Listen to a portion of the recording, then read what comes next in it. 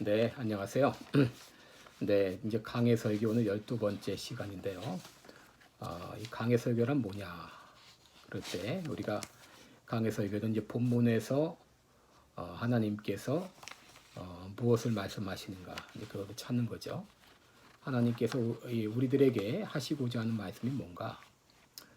먼저는 이제 그 성경 본문 당시의 청중들에게 하신 말씀 있죠. 그 청중들에게 하나님께서 어떤 말씀을 하셨는가 이거를 찾고, 그리고 그 청중들에게 하신 그 말씀 가운데서 그 말씀 가운데서 하나님이 하시고자 하는 그 뜻이 있습니다. 그 뜻, 그것을 이제 우리가 뭐 삶의 원리라고도 말할 수 있겠죠. 하시고자 하는 그 뜻, 그 뜻이 뭔가, 이제 그 뜻이 오늘날 청중들에게는 어떻게, 그것도 같은 원리가 있을 거예요. 그 사람들에게 하시고자 했지만, 그러나 오늘날 청중들에게도 공통적으로 적용되는 그 메시지가 있을 겁니다. 그 메시지를 찾아서 그 메시지가 오늘날 청중들에게는 어떻게 적용돼야 하는가, 이거를 찾는 겁니다. 그래서 하나님께서 하시고자 하는 말씀은 무엇이고, 그것이 오늘날 청중들에게 어떻게 적용돼야 되는가, 이제 이것을 찾는 것을 우리가 이 강해 설교라 이렇게 말할 수 있겠습니다. 그래서 이 성도들이 원하는 것은 성경 강의가 아니라 그 말씀이 그 내 삶 가운데 어떻게 적용되는가, 이거를 이제 원하시는 거죠. 물론 우리가 성경의 이 본문을 설명하는 건 필요하는데 이것을 우리 성도들의 삶의 현장에 적용할 수 있도록 그렇게 인도를 해야 됩니다. 그래서 존 브로더스라는 사람이 이 설교에 있어서 적용이라고 하는 것은, 그것은 부속물이 아니라 이것은 설교의 중심 부분이다, 그런 말을 했습니다. 단순히 그 성경의 어떤 사실 정보만 제공하는 그 설교는 그것은 감동이 없고 그것은 무의미합니다. 그래서 이 설교의 그 모든 요소를 가지고 성도들의 삶에 적용할 수 있도록 해야 됩니다. 이것이 진정한 이 강해 설교라고 얘기할 수 있습니다. 그래서 이 강해 설교의 목적은 단순히 성경 내용을 전달하는 것이 아니라 이 성경이 우리 삶에 어떻게 영향을 미칠 수 있는지 거기까지 나아가야 되는데, 그래서 강해 설교의 목적은 고린도후서 10장 5절에 있는 대로 모든 이 생각을 사로잡아서 그리스도께 복종케 하는 겁니다. 모든 생각을 사로잡아서 그리스도께 복종케 하는 것으로 나가야 된다. 그래서 오늘 이게 강해 설교의 구성 요소인데요. 아주 중요한 내용입니다. 그래서 여러분들이 이것을 잘 마스터하게 되면 설교의 틀을 잡을 수가 있는데요. 강해 설교에 세 가지 요소가 있습니다. 그것은 뭐냐? 설명, 그 다음에 예화, 적용입니다. 설명, 예화, 적용인데요. 제가 이렇게 한번 표를 만들었는데 잘 보일지 모르겠네요. 설명, 예화, 적용인데요. 잘 안 보이죠? 설명은 뭐냐면 이 explanation, 이 본문에 대한 개요입니다. 본문에 대한 개요를 설명하고 또 설명을 하고, 그래서 여기서 이 본문이 말하고 있는 것은 무엇인가를 찾는 것입니다. 이게 설명이고요. 그 다음에 예화는 이 본문에 대한 증명입니다. 이 본문이 말하고 있는 그것을 예화를 들어가면서 설명하는 거지, 증명하는 것이죠. 그것이 일러스트레이션. 그냥 단순히 예화를 말하는 것이 아니고 본문이 말하고 있는 것을 예화를 통해 증명하는 것입니다. 그리고 적용이란 본문과 관련된 행동, 그리고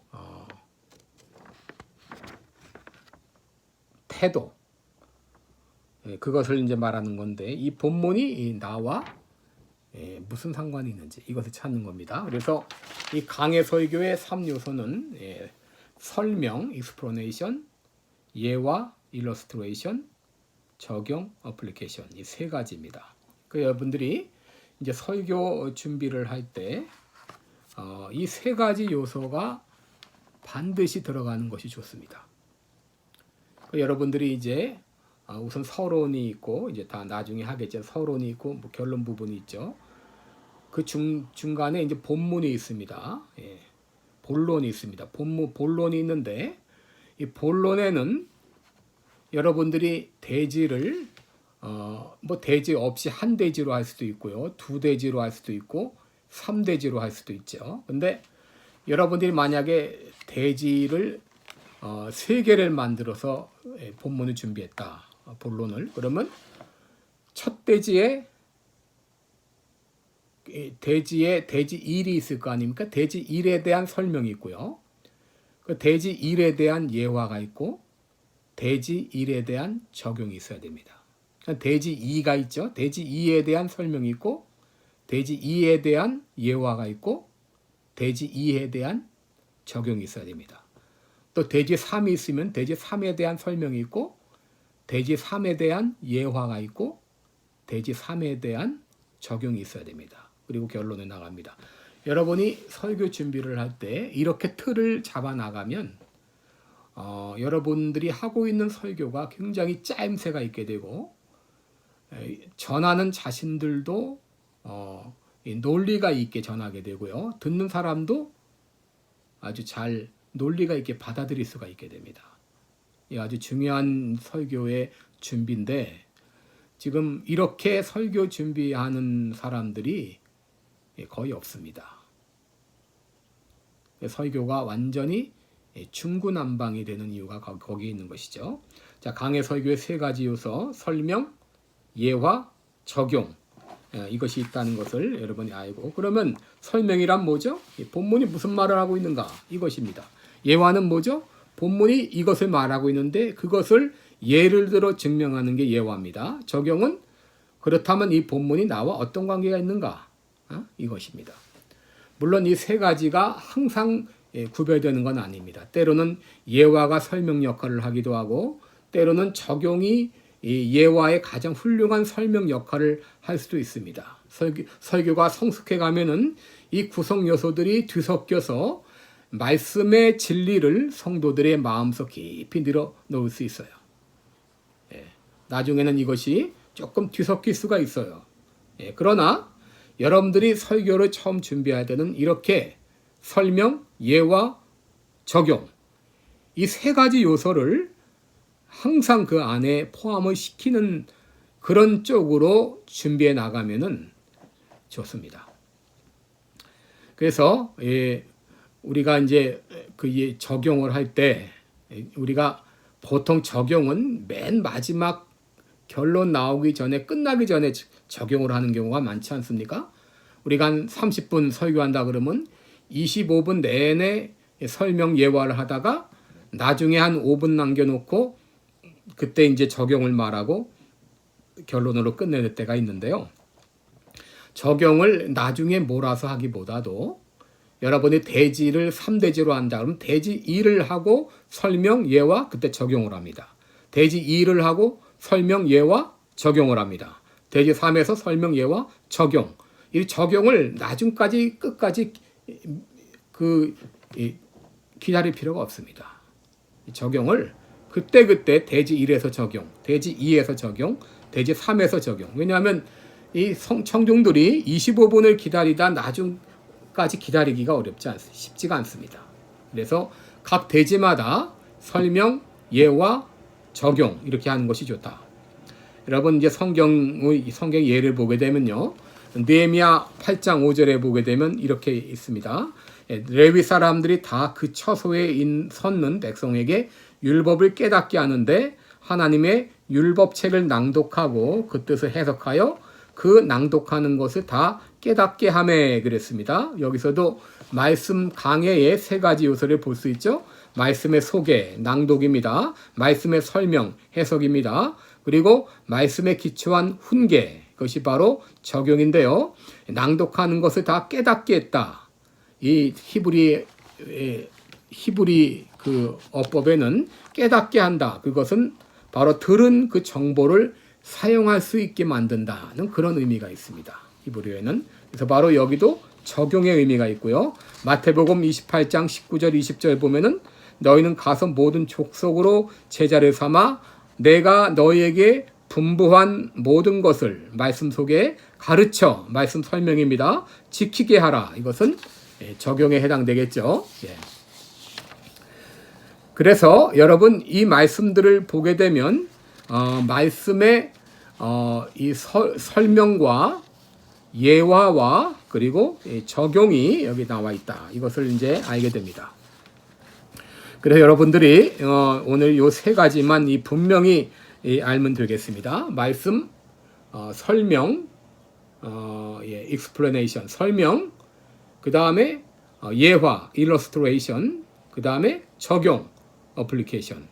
그런데 요 세 가지 이 부분을 어느 정도 시간 분배를 할 것인가? 이것은 청중들의 유형에 따라서 다 다르게 나타날 수 있습니다. 예를 들면 우리가 어린이들에게 설교한다 그러면 아무래도 예화 부분, illustration 부분이 더 많아지겠죠. 그리고 청중의 수준이 높은 경우에는 설명, explanation 부분이 더 길어질 수 있습니다.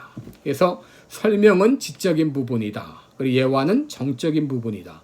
그리고 적용은 의지적인 부분이다. 그렇게 설명할 수 있죠. 그래서 이 청중들의 그 수준에 따라서 이 내용은 길이는 조금씩 달라질 수 있습니다. 그래서 우리가 설교를 할 때 지적인 부분, 또 감정적인 부분, 의지적인 부분 이 세 가지 요소가 다 있어야 됩니다. 근데 보통 우리 설교할 때 그저 설명, 지적인 부분만 말하고 끝날 때가 많고 또 어떤 경우는 너무 그 예화를 많이 강조해서 감정적인 부분만 또 강조하는 경우도 있죠. 그런데 이 지적인 부분, 감정적인 부분, 의지적인 부분 이 세 가지를 잘 우리가 배합을 맞춰야 되겠습니다. 그래서 여러분 우리가 기억해야 될 그 단어가 영어 단어에서 preach라는 말이죠. preach. 이거는 이제 설교하다 그런 말인데요. 선포하다. preaching이라고 말하는데 이 preach에서 처음에 P자를 빼면 reach가 됩니다. 이 preach, 설교는 reach는 도달하다 그런 뜻 아닙니까? 이 설교는 사람들에게 전달이 돼야 됩니다. reach, 전달이 돼야 됩니다. 그리고 그 reach에서 또 R, 그 첫 글자 R을 빼면 each가 되죠. each는 각자라는 뜻이죠. 각 개인, 각자. 바로 설교가 preach, 도달이 돼가 위치해가지고 이것이 각자에게 전달이 돼야 됩니다. 이치 각자에게. 바로 이 설교는 그래서 단순히 전달하는 것이 아니라 전달된 것이 사람에게 도달이 되어서 각자 내가 이 말씀을 듣고 어떻게 해야 되겠다. 이런 결심이 서야 됩니다. 이것이야말로 설교다라고 말할 수 있겠습니다. 오늘 여기까지 하겠습니다. 감사합니다.